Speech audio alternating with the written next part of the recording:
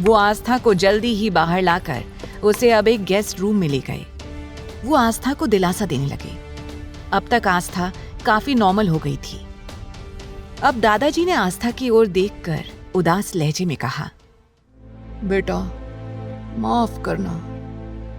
मैं जानता हूं कि तुम्हारे साथ बहुत नाइंसाफी हुई है, लेकिन उस वक्त हमारी भी मजबूरी थी और कोई रास्ता नहीं था इस सिचुएशन से निकलने का।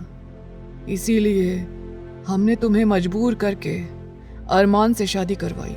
हम जानते हैं हमारे पोते का बर्ताव कैसा है और शायद पूरी तरह से गलत भी है, लेकिन हम चाहकर भी कुछ नहीं कर सकते हैं, क्योंकि हम उस वजह को जानते हैं जिस वजह से हमारा पोता ऐसा बन गया है।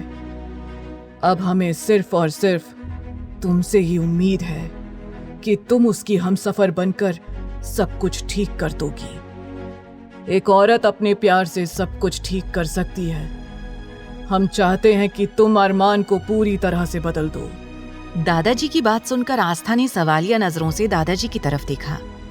दादाजी आगे रौबदार आवाज में बोले, अगर तुम हमारे पोते में बदलाव ला देती हो और उसे अपने परिवार में रहना, हंसना, बोलना सिखा देती हो, तो हम तुमसे वादा करते हैं कि हम तुम्हारे डॉक्टर बनने की पढ़ाई पूरी करवाएंगे और अरमान के खिलाफ जाकर तुम्हारी मदद करेंगे।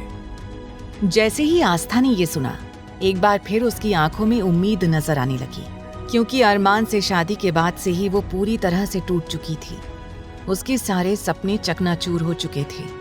आस्था ने जल्दी से पूछा, क्या सच में आप मेरी मदद कर पाएंगे? दादाजी, आप मुझे वो काम करने को कह रहे हैं जो शायद मेरे लिए क्या, किसी के लिए भी मुमकिन नहीं है। जिस पोते को आप सुधार नहीं पाए, भला उसे मैं कैसे सुधार सकती हूँ? तब दादाजी हल्की मुस्कुराहट के साथ आस्था के करीब गए और उसके सिर पर हाथ रखकर बोले, शायद तुम सही कह रही हो, लेकिन हमारी मजबूरी है कि हम अपने पोते को ज्यादा कुछ नहीं कह सकते। और वैसे भी उसने हमारी बीमारी के चलते शादी करने का वादा किया था, जो उसने आज पूरा कर दिया। आज के बाद वो हमारी कोई बात नहीं सुनेगा, इसीलिए अब हम उसे और ज्यादा कुछ कह नहीं सकते। लेकिन हमें उम्मीद है कि तुम चाहो तो सब कुछ ठीक कर सकती हो। आस्था हैरान हो गई, क्योंकि उसे समझ नहीं आ रहा था कि आखिर वो कैसे सब कुछ ठीक करे। उसे तो जिंदगी की ज्यादा कुछ समझ भी नहीं थी। अभी भी उसमें काफी ज्यादा बचपना था, और तो और इस अचानक से हुई शादी से उसके सिर पर मुश्किलें आ गई थी। फिर वो कैसे इस सिचुएशन को संभालेगी? दादाजी उसे समझाते हुए बोले, बेटा, तुम इस बारे में सोचो और सुबह तक हमें जवाब जरूर देना। अगर तुम्हारी हाँ हुई तो हम अब से सिर्फ वही करेंगे जो तुम कहोगी। अब तुम आराम करो, थक गई होगी।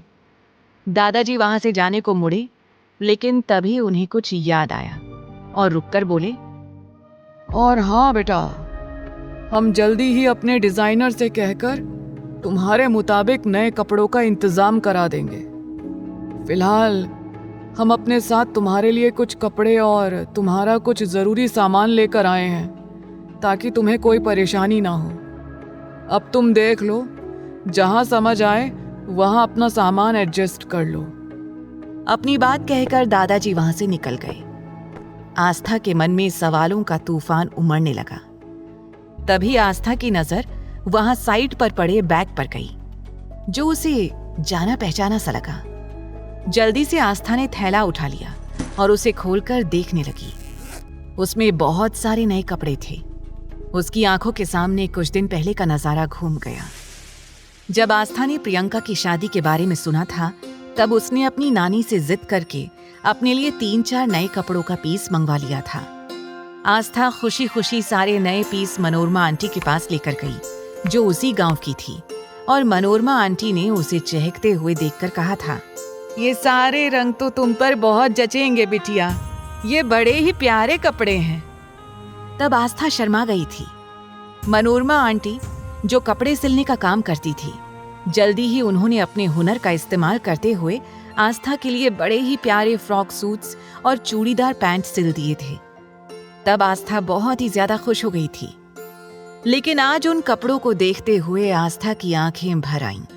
उसने बड़बड़ाते हुए कहा, ये कपड़े मैं ऐसे पहनूंगी ये कभी सोचा नहीं था, लेकिन ये कपड़े मामा जी ने यहाँ क्यों भेजे हैं? उन्होंने कहा था कि ये शादी बस 2-3 दिन के लिए है, उसके बाद मेरा इस शादी से कोई लेना देना नहीं होगा। फिर उन्होंने मेरे सारे कपड़े यहाँ क्यों भेज दिए? आगे की कहानी जानने के लिए देखें अगला एपिसोड सिर्फ पॉकेट एफएम के YouTube चैनल पर। और तेरे इश्क में के सारे एपिसोड्स को सुनने के लिए डिस्क्रिप्शन में दी लिंक से डाउनलोड करें पॉकेट एफएम ऐप।